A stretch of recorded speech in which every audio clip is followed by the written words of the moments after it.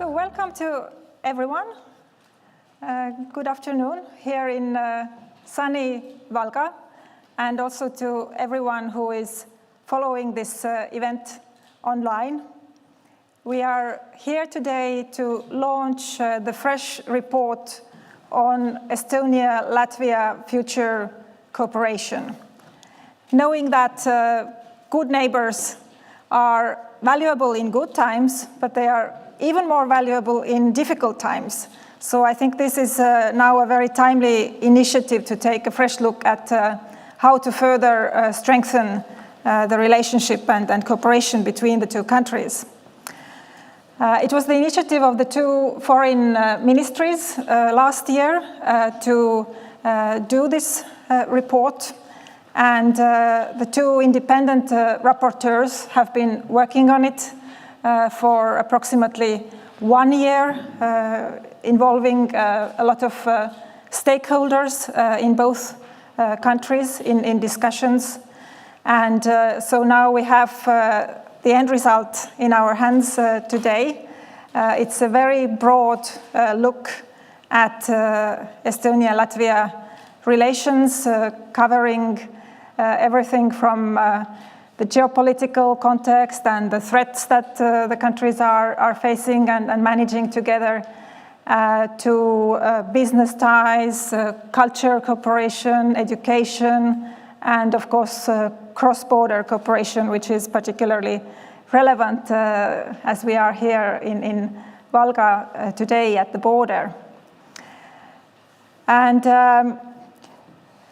so I'm very happy to present to you the speakers today. We have both foreign ministers with us, Mr. Urmas Reinsalu, Foreign Minister of Estonia, Mr. Edgars Rinkēvičs, Foreign Minister of Latvia, and of course the two rapporteurs, Mr. Jānis Ehmanis from Latvia and Mr. Ragnar Kond on the Estonian side. And my name is Kristi Raik. I'm the director of the Estonian Foreign Policy Institute at the International Center for Defense and Security. And our institute had the pleasure also to contribute to the preparations of this report. So let me now give the floor for opening remarks to the ministers. First, Minister Reinsalu, and then following him, Minister Rinkēvičs, please.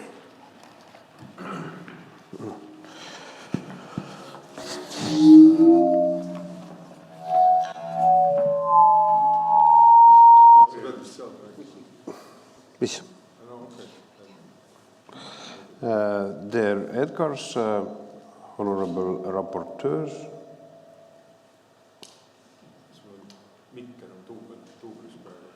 so suggestion is that I should go there and sit here and speak. Okay. Yes? Everything's fine already. Now I'm a little bit confused, but I will start. Dear Edgars, honorable rapporteurs, Ambassador Eichmannis, dear Ragnar Kond, people of Valga, local leaders, school people, enthusiasts of our bilateral cooperation. I think it was 2 years ago when I was making a visit to Latvia, and we had a joint idea that a decade ago, then, 2010, was made a last bilateral cooperation report, and we should make a new one. And I very much agree with this philosophy of this report. When I drove here, I read it through. It's very important. And it was indeed putting a question mark. Could it be a turning point, this report? Could it be a turning point? And there were like two dimensions in this report. The one dimension, putting into the intellectual perspective this macro context, our two nations are in a perspective, and looking the opportunities to our business community, to our education, to our academia to cooperate in defense sphere, etc. And another perspective was indeed a cross-border and border cooperation, and listing a set of very practical issues. And it was said that the cross-border government commission is going to, actually it's going to meet on 23rd of September this year. It was created, wasn't it, 2004? And it has only met 13 times. And although this formal platform of what it should carry out, it has been vast, the outcome has been, in a mildest way to say, minimal. And this is actually something very important and useful in these reporters. It in an independent and objective manner also says the things which need to be a certain, give a new paradigmatic vision, a turning point. And this is actually, I will make a strongest push, positive push, at least to the side of Estonian Commission members, I could call, that this cross-border committee should look deeply, meet also the rapporteurs, and discuss also about the revitalizing the work. Because the list of practical problems the people are facing, well, we have one generation of independence of Latvia and Estonia, and there are still issues if the cats get missing in Valga. There is a problem in Valga to arrange about putting these chips to cats and how to transport missed cats back to the other local government. This is something odd. But actually, if we are speaking also from a larger perspective, practical issues, well, we are so brave to build up, to put billions to Rail Baltic, and we haven't worked out so simple issue how to put to the same timetable the train which goes from Tartu, which could go from Tartu to Riga, and also to give a certain so minor investment. And I'm not digging into the issues whose responsibility it is. It's all Estonian side responsibility, surely. But we need to get on board in a joint manner, because there are very many practical issues where we could make the life of our citizens easier. And I very much love this concept also. The example was made about the Baltic bubble, about the virus time. But the idea also that this concept of Baltic bubble, to make also to our small businesses, to small business people also, that they have to have the similar regulations, that they do not turn to crazy. People instinctively, well, they do not actually how to manage what to, and we could establish a certain bubble also to our small entrepreneurs. I think it sounded very fair to me. And also there was a list of practical examples how actually the cross-border workers' life we could make easier. So this report is what is very important. The reports appear to be written and forgotten. This is a usual thing what happens. And this is a grand statistical future which could wait also that report, to be honest. And I think today our mission should be indeed to work out such a outcome or next steps that from this report it could be a useful tool, and the menu which is inside the report, that something practical will make steps to happen and make changes in a real life. The first thing was my address to the cross-border commission. The second issue, what we today spoke with my Latvian colleague, that this is the last and maybe ever first time when Estonian and Latvian government joint session was in 2018. Joint meeting was in National Library of Riga. Now it's actually a turn of Estonia by that logic, as it was host was last time Latvia and side. That we agreed that we make a joint proposal to our governments There will be in 1st of October in Latvia elections, somebody will rule Latvia. There will be in beginning of March elections next year, somebody will rule Estonia.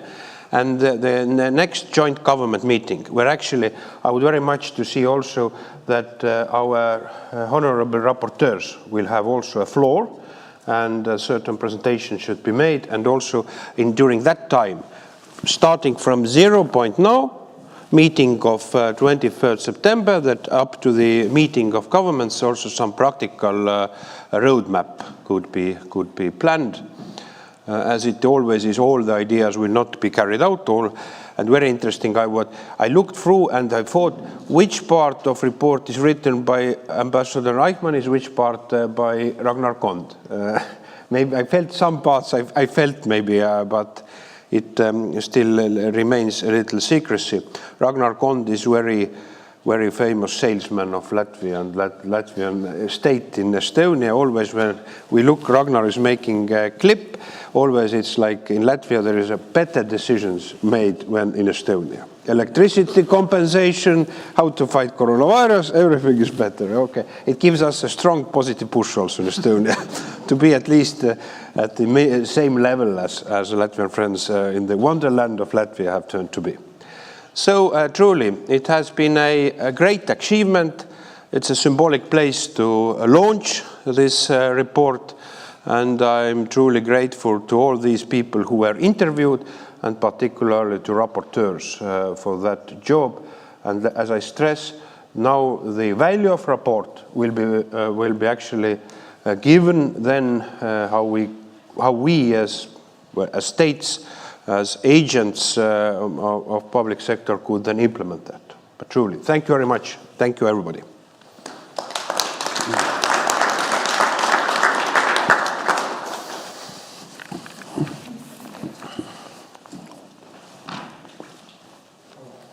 It's actually great to speak after Urmas, because he has said everything, and I can only agree with all your basic points you've made. But first of all, let me thank both rapporteurs, Ragnar Kond and Ambassador Jānis Veiksmanis, for the work that you have done.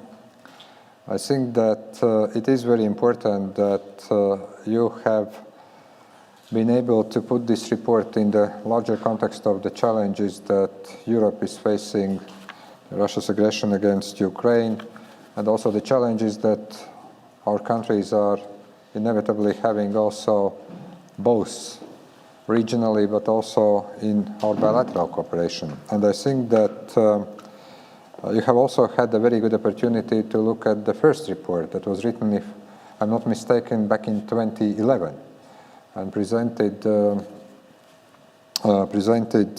then to foreign ministries and governments. I do believe that this kind of background that we have had, COVID pandemic, also some restrictions, especially during the first wave of COVID, where we have discovered actually how interlinked our cooperation is, that by making decisions to close borders, actually there are immediately many issues that we need to address. And I think that Valka and Valga has been quite an example, but actually the cross-border cooperation was quite an example. Understanding that, and here I very much agree with Urmas, that there are some issues that do not require enormous investment of money. They probably require better coordination.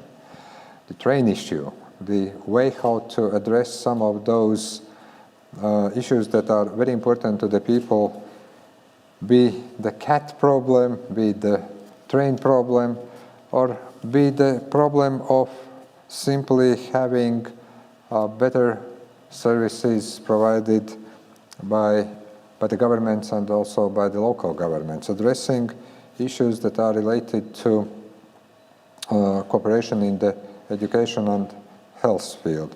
So from that point of view, I think that here in this report there are many good and practical not only analysis but also suggestions.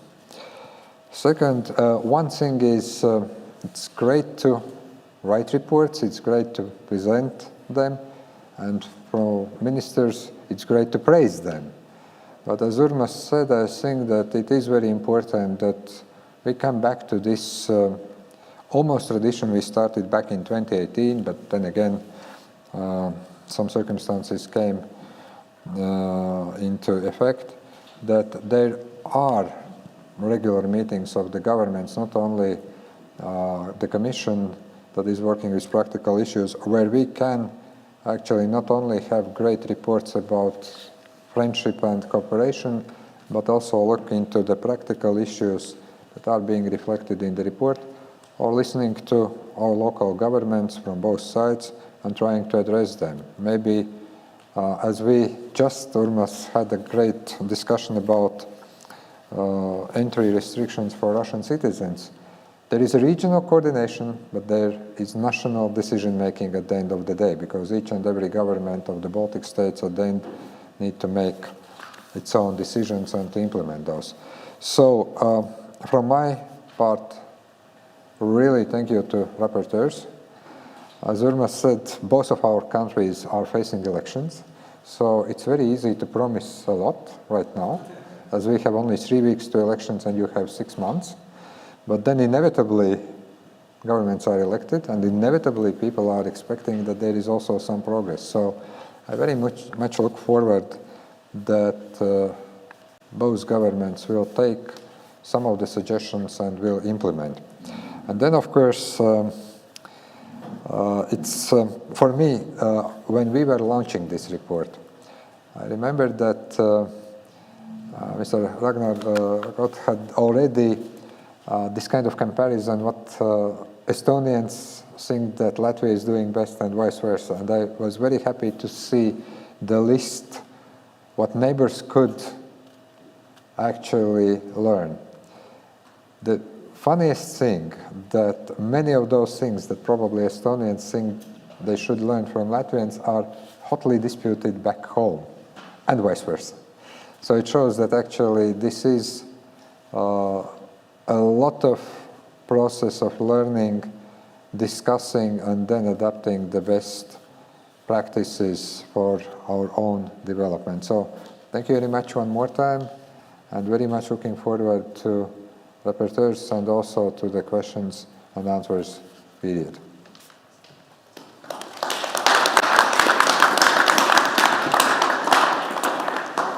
So thank you to the ministers for all the praise and promises to actually work on implementing the report.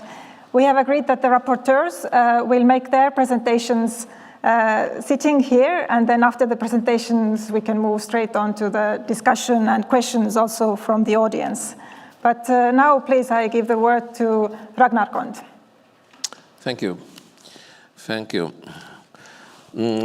The second report of Estonian-Latvian future cooperation reflects the independent views and positions of us to others, but also our choices, because much more could be written about the partnership of the two neighbors. In drafting this report, we have been in contact with many people on both sides of the border, as well as organized several workshops and discussions. And of course, we have also reflected on our own experience. You can read our descriptions and recommendations in the report. Therefore, I will present only a few thoughts here today. Let me focus on the border areas, because we are currently on the border of two countries. The focus group living here is too small for the legislatures in Tallinn and Riga to work out special regulations or laws to deal with cross-border problems. This is the politicians' common position on both sides of the border. We have the EU agreements, and they are valid on the border areas as well. But these agreements are not always enough, because they don't consider the peculiarities of the border area. And also in the capitals, the problems are unknown, because the state institutions are less and less represented in the rural districts. The entrepreneurs and local governments have struggled for years to help the border area inhabitants form a unified labor market in spite of the language differences. There is a vital need for this because the problems on both sides of the border are mostly the same. Lack of jobs, especially for the people with higher education, remoteness of bigger centers, the young people living. Often a vacancy or a suitable employee on the other side of the border may be closer than in their own country. Some trends, what we mentioned. Mostly people are going to work from Latvia to Estonia and less from Estonia to Latvia. The reason is that on the Estonian side there are some big employees offering jobs for people from the neighboring state as well, for example, in wood and food industry. In the same time, the wages and social benefits are better here in Estonia. Estonian employers are actively looking for workers from Latvia. Interest from the Latvian side to find workers from Estonia is low. Also we mentioned that people are going to work over longer distances besides Valga to Saru, Nõo, Tartu, Valmiera and other places. Most of the people have a home on one side of the border and a job on the other side. They need to cross the border both going to work and coming from work. Still, the number of Latvians registered in Valga has grown. The local governments cannot prove it, but some of them are still living in Latvia. Their families are using the local services there, kindergarten, school, etc., but their tax money stays here in Estonia. In the border area of Estonia and Latvia, we can notice more and more signs and advertisements in both languages.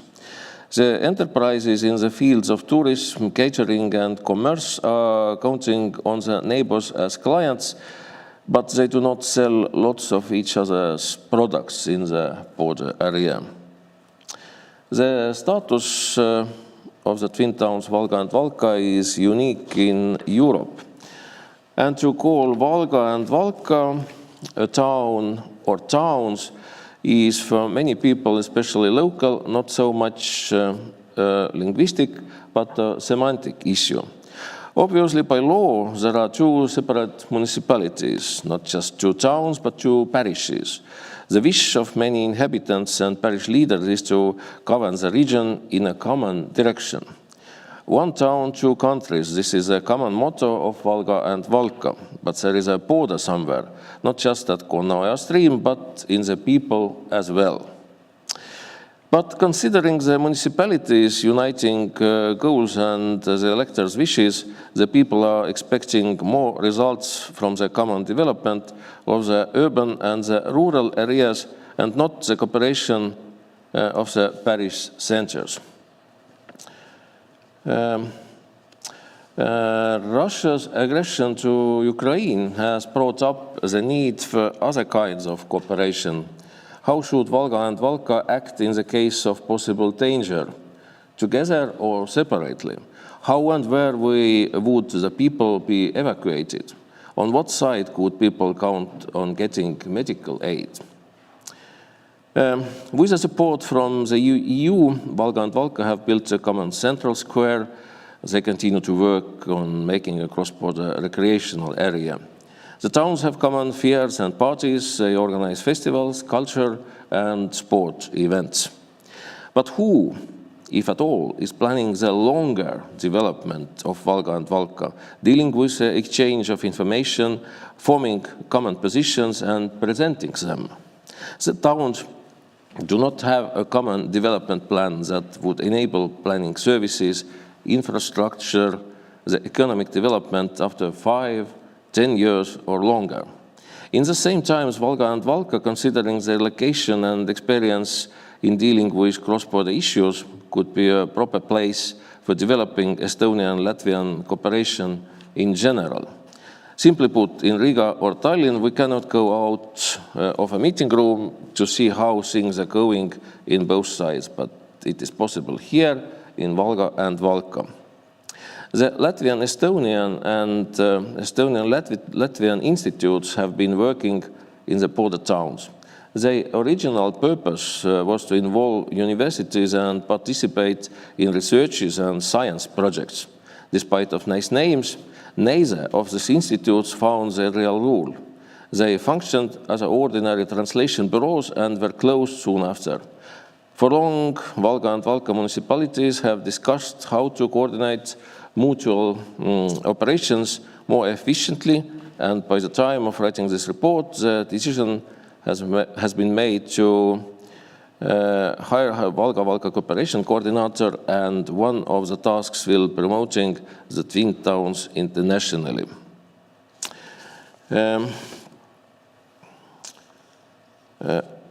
Already,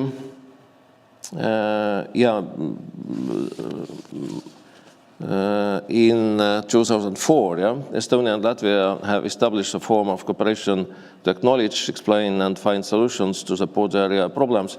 It's an Estonian-Latvian Intergovernmental Commission consisting of government commissions of both states. I hope the problems will be solved with this commission, and the work is going on. A very important topic is also language and education. Teaching Estonian in Latvia is carried out by the Estonian school in Riga. There is no school teaching in Latvian in Estonia. The Estonian school used to be a secondary school. Now they carry on as a basic school. There were not enough pupils for a secondary school. In the secondary education stage, Estonian can be studied in Riga Gymnasium of Nordic States if there are enough students to form a group, but it has not happened in the past 4 years. You can read in our report about the university level cooperation and educational problems, but our recommendations is that ministries of education and universities of both countries should come to a joint decision how to develop mutual language studying possibilities in Riga and Tartu. Universities try to something, but maybe the results must be better than they are at the moment. And one more good thing is that in cooperation with the language technology company Tilde and the translation bureau Avatar, the first machine translator was made for written text in Estonian and Latvian. The Estla translator, the translation engine, writes the necessary text into another language in a few seconds and does it directly, not via a third language. I think it's a very important and good thing to understand each other. Some words about digital cooperation. Both Estonia and Latvia consider themselves digital states. If some years ago the development of electronic services was faster in Estonia, then now Latvia has accelerated the tempo. Cooperation-wise between the two states, it is important that databases could be used in both countries. It's a very important thing, and the Estonian, Latvian, and Lithuanian software systems support each other ID cards and digital signatures. Using the Latvian ID card, it's possible to log in the Estonian business register and in the eesti.ee portal. This way, the services of over 30 Estonian state institutions are available for the Latvians. What we can learn from our neighbors? There are areas that have been developed differently in Estonia and Latvia, and the experience of this could be useful on the other side of the border, if not for following, then for general knowledge anyway. Just some thoughts I want to mention here. Unlike Estonia, the President of Latvia has a right to initiate legislations, and the Latvian heads of state have used this opportunity. It's a very interesting situation, and I think that also Latvian President Egils Levits used this possibility in a very good way. And one thing more, the Latvian Language Agency and the Ministry of Education and Science have been working for a long time for a gradual transition of schools to education in the state language. Also, with the political decisions, a plan has been worked out for the transition, changing the learning programs and training the teachers. It's also a very, very important thing. And from the Estonian side, the success story is Estonian public broadcasting, launching and developing the channel ETV Plus in Russian language. It's a thing about what in Latvia I heard very, very often discussions about that, how to solve the problems with Russian auditory in Latvian side. Okay, our aim was to put some ideas together into this report, but compiling common thoughts into one report is just half of the work. The other half is up to all of us to discuss the recommendations and carry them out if necessary. I would like to thank the foreign ministries for the opportunity to prepare this report. I would like to thank Estonian Institute for Foreign Policy for the cooperation. I would like to thank Mr. Jānis Eichmanis. His experiences were very helpful in preparing this report. And of course, our former ambassadors, Arti Hilpus and Raimond Jansons. Thank you very much.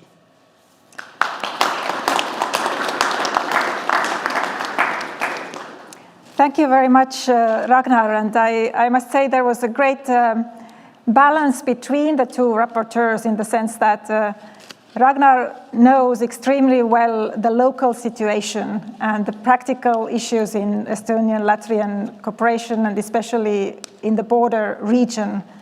And then we have Jānis Eichmanis with a long diplomatic career who brought this broader perspective of the changing geopolitical environment and looking at the different threats that both countries are facing and on which they have to cooperate together. This is an issue we discussed quite a lot. So now I will give the floor to Jānis Eichmanis for his presentation. Thank you, Christine. Well, if I may, I will start with my bottom line. Rather than starting at the beginning, I'll start at the end. And my bottom line is this. 13 years passed between the first report and the second report. That's too long. Sorry, that's just too long. That's ridiculous. That's just playing games. Secondly, there was one meeting of the cabinets in 2018. One meeting. That's not good enough. My recommendation is that there should be at least 2 cabinet meetings a year. 2 cabinet meetings a year. In order to do what? In order to discuss all these different problems. Sitting in Tallinn and sitting in Riga doesn't solve the problems. But the actual meeting, face-to-face, discussing the report or other reports that come internally from your foreign and defense ministry, from wherever, that's where it's likely something is going to be done. but not sitting in each other's capitals and saying, hello there, how's it going? No, that's not how it's going to be done. Okay, so I start at the other end. Also, I'm a believer that you cannot get things done unless the person at the top is involved. In any organization, without the head person, male or female, nothing is going to be done. What do I mean by that?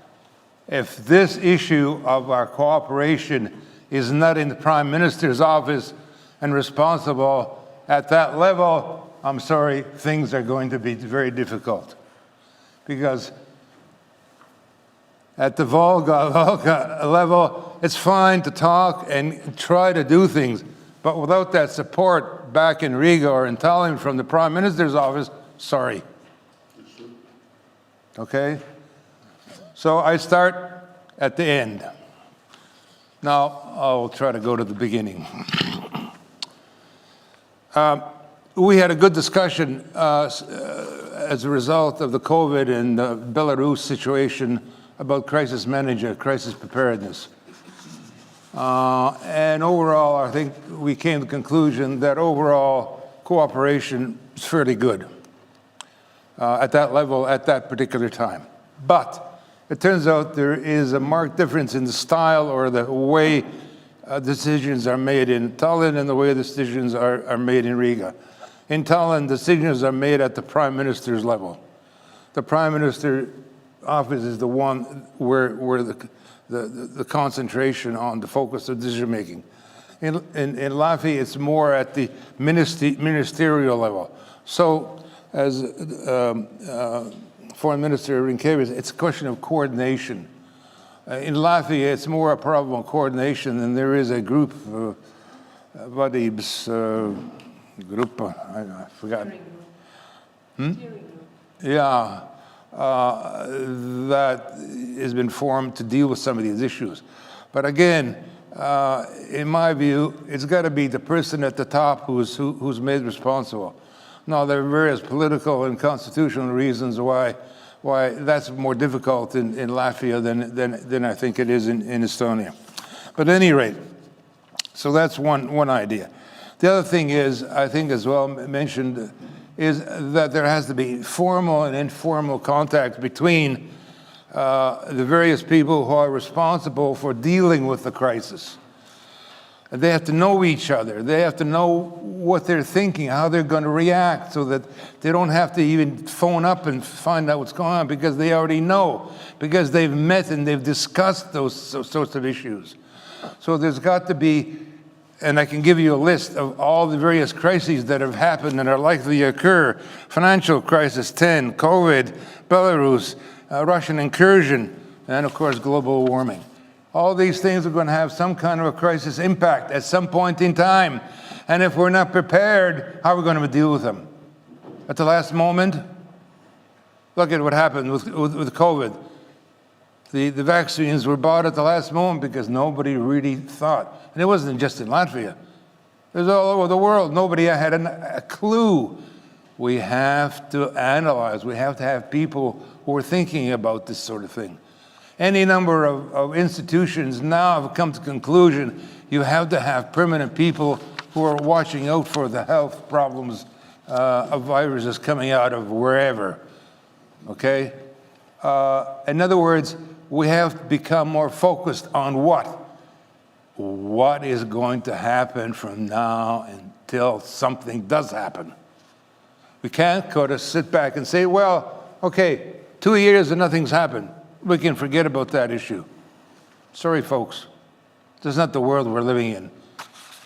The world we're living in has been described as an inflection point where our expected way things are going to happen don't happen anymore. All of a sudden, things are going along like this, and then whoop, things go like that. Prime Minister Scholz of Germany calls it Zeitenwende. Epochal change. You understand? Epochal change. This is not some little something This is fundamental change in the way the world is going to develop. And finally, it's increasing entropy, some people call it. What's increasing entropy? Well, it's disorder. From physics, it's the idea of dissipation of energy. In the case of human beings, dissipation of positive, stabilizing energy. We get negative energy now. You just look at the news. I'm a pensioner now, and I can read the news every day from 9 in the morning till 12 at night, and I can tell you the world is in disorder. Live with it, but you got to cope. Okay. Where am I now? Okay, then turning to some various relationships. What I call negative dependency. What's negative dependency? Well, obviously, we both suffer from energy supply problems. Why? Because of the situation in Russia, right? So what are we trying to do? We're trying to decouple from that negative dependency. In Latvia, it's talking about, which you guys are already doing with the Finns, is the LNG terminal, okay? Getting rid of that dependency. Desynchronizing electricity from the Belarus-Russian grid, okay? Okay, we gotta keep doing that. We gotta keep doing that. Then also we have to recognize that there is an asymmetric military capability that Russia has in relation to the Baltic states. But the good news is, I think that there's going to be some leveling off, some closer to a symmetry or Līdzsvars. What's Līdzsvars? Balance.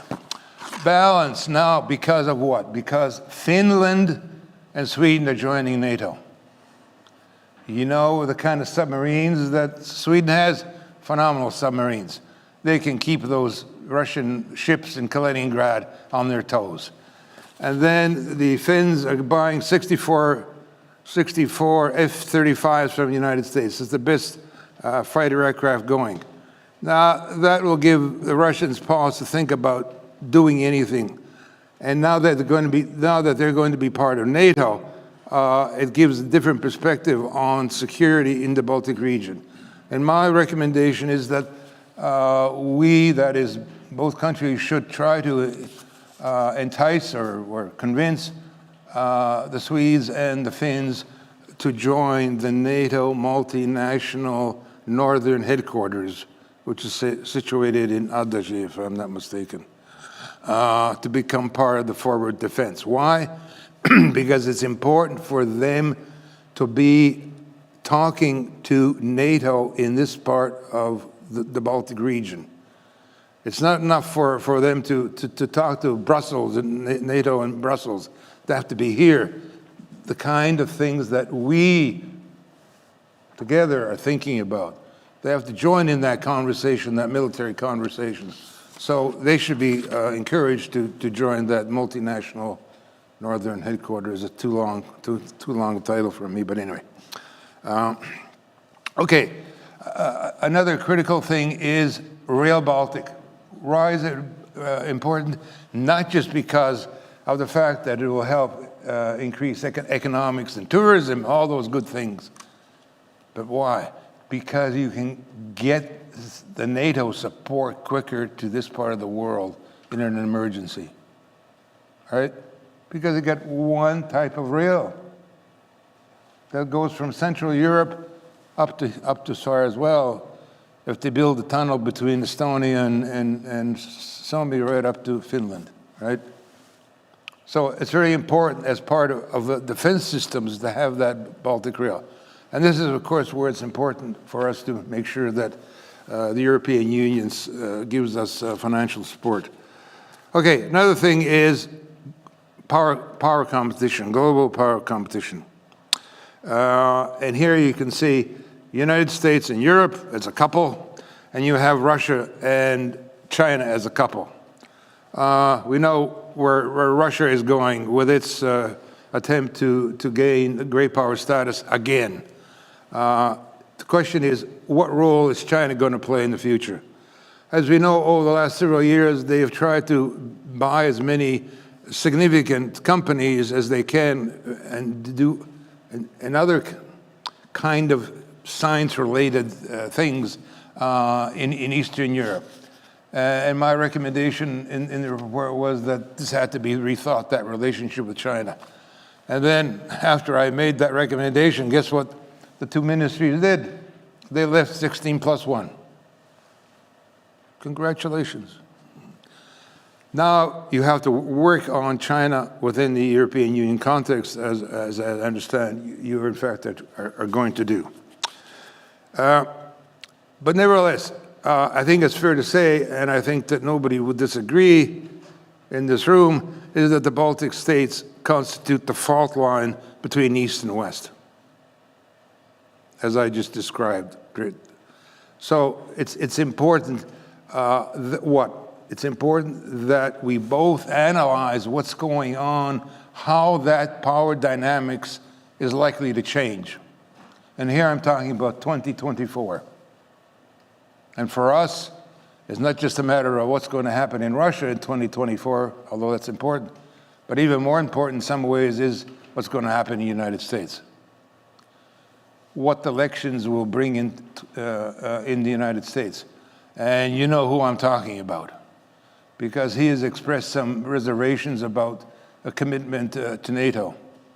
And if he is elected and does, in fact, express those reservations, we're going to feel stress, I can assure you. But as I said before,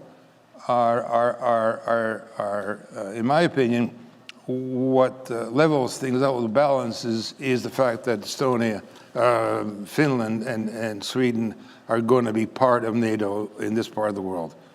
That will do a lot to balance off whatever happens in the United States. But, you know, this is all sort of conjecture.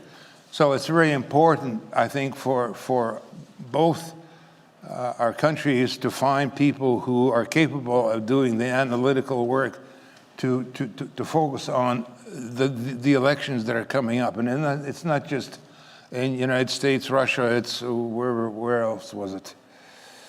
Okay, I've forgotten now, but... Could you please move to the conclusions now, so we will also have a bit of time for discussion. Okay, I shut up. Okay, thanks a lot.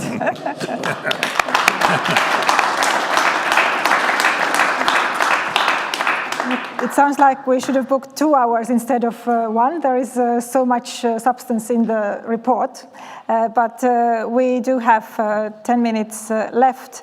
And I will have a short question to the ministers, and in the meantime, please think about your questions in the audience. But we have been talking so much about dealing with different crises. I mean, we've had one crisis after the other in the past years, and you have been personally working together in trying to find solutions, be it in COVID, be it with regard to the border migration crisis of Belarus. Now we have the topical issue of restricting the travel of Russian citizens with Schengen visas to the EU, where you have just had a great experience of coordinating regionally. So what is the recipe for having this good coordination in crisis situation, and what would you improve still to make it even better? Edgar, we will start this time. Well, I think that the only approach you can have in any of those crises is keep calm and carry on. I think that one kind of lesson learned from what seemed to be almost the end of the world was COVID crisis. I think that when it started, we didn't have any clue how to react.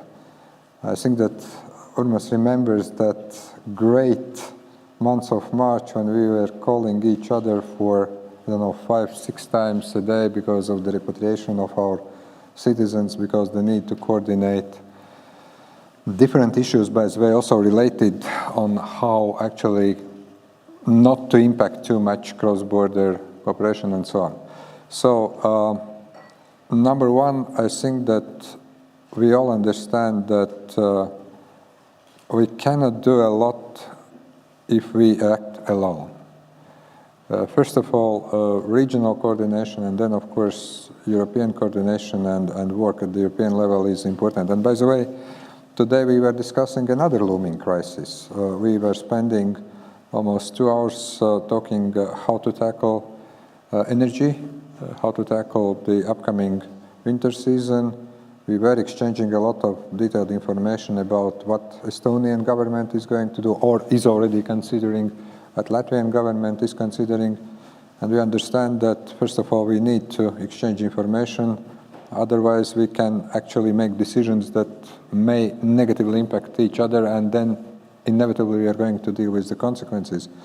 And our approach was actually that first of course, we will be pushing for European-wide solution, be it COVID crisis, be it migration crisis when Lukashenko was using people as weapon, be it Russia's war against Ukraine, or be it now energy issues. We have seen that most efficient is European approach, but if we are not able to get that one, then second best option is regional approach. So that's one. Second, I do believe also that it is very important somehow to have very calm, and that's probably why I was referring to this kind of keep calm and carry on. It's very important to try to explain to the people in the least hysteric manner possible what you do. That was the case during, especially I learned it as the foreign minister during the repatriation of our people from different parts of the world where air traffic, land traffic, sea traffic was closed.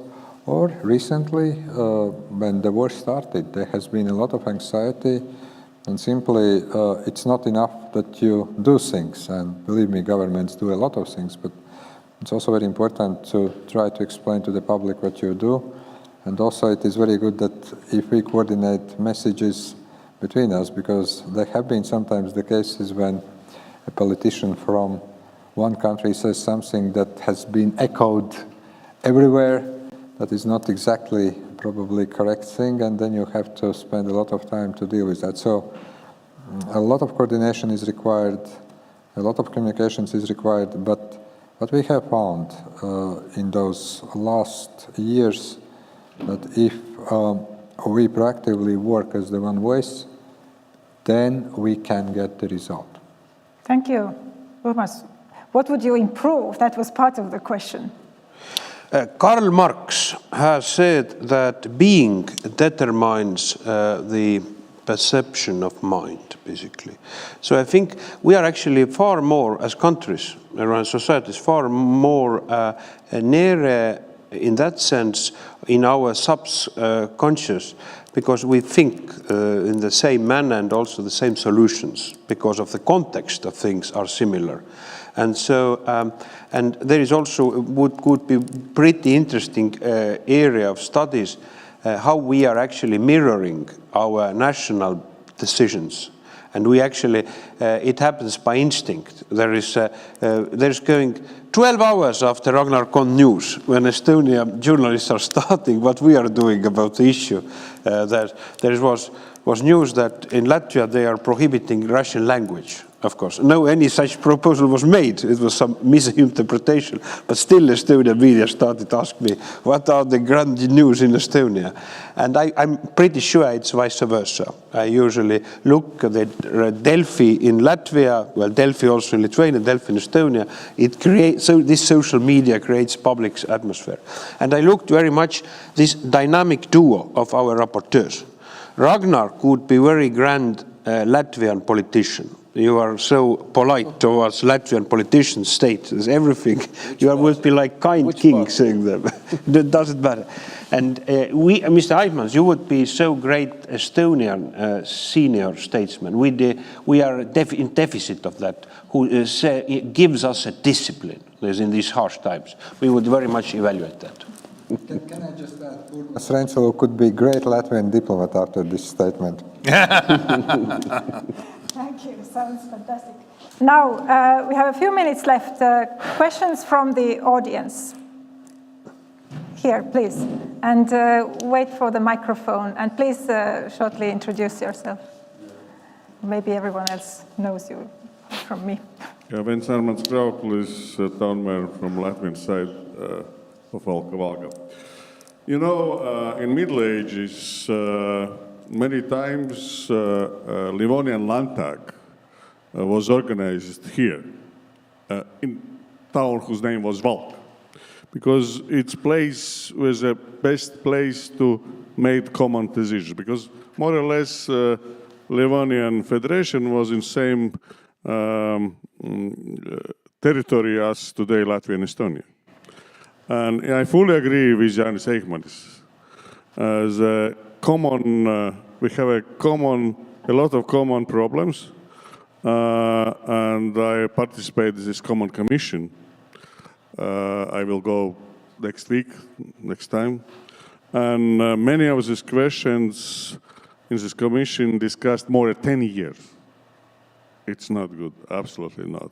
I'm sure we must organize Latvian and Estonian government sessions, especially in Valga, minimum once a year.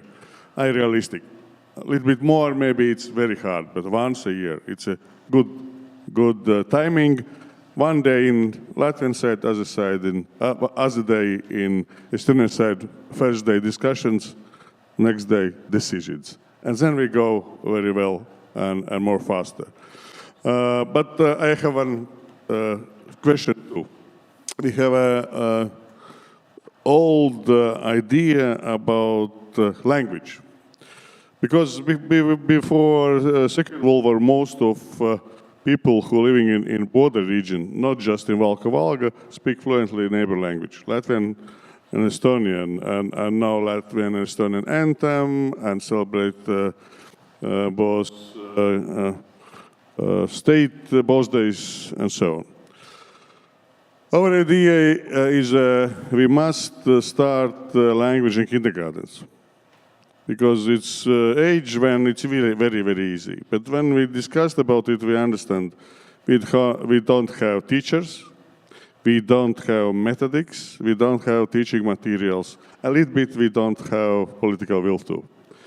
And I'm sure it's very good, especially now, when we understand how important to be together, because war and people more and more understand only together we are real power. Probably it's... Go to the question, yeah. please. Yes. What do you think about the idea to study not just in Valga, in all Latvian Estonian border parishes in kindergartens, and are you ready to push this idea in governments?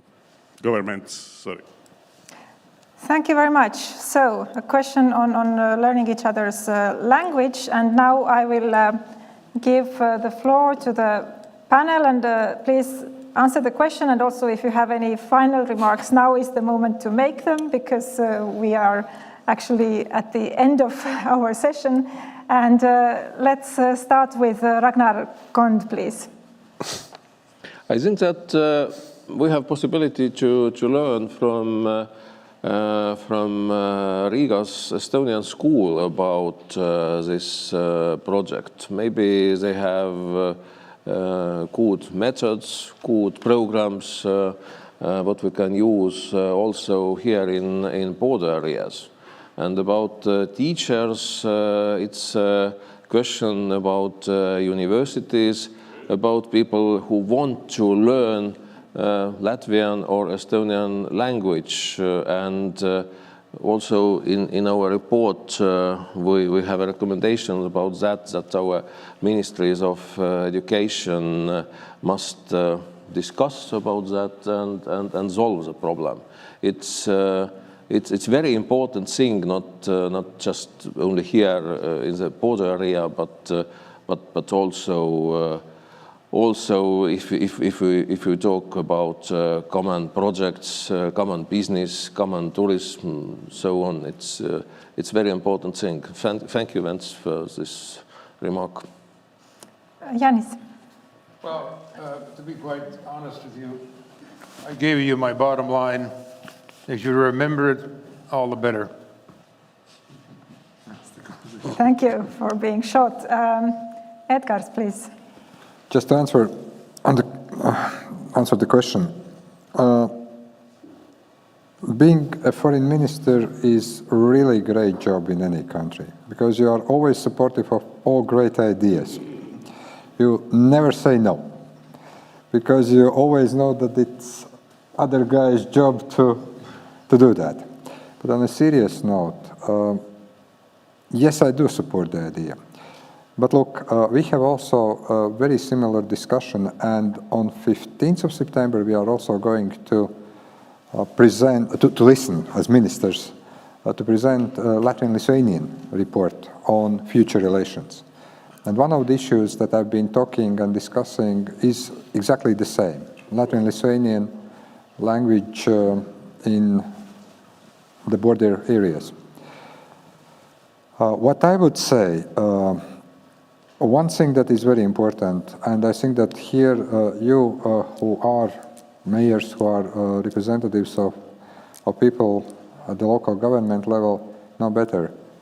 First of all, is there going to be enough interest of people to have their kids to have this education? Second, how we can actually mobilize teachers. I think that at the end of the day, teaching material will not be the greatest problem. The greatest problem is going to be, first of all, interest and mobilizing teachers at both levels. But I very much think that it's a great idea. And also the second point on those government meetings that were referred here. Well, I've been participating in both Latvian-Lithuanian and Latvian-Estonian government meetings. With Lithuanians, I think we had even 2 meetings, and also they stopped, and with Estonia only 1. The only way how I can see making those productive is if there are prepared decisions already in advance, or if we feel that there is not enough political push, then this is the place where to push.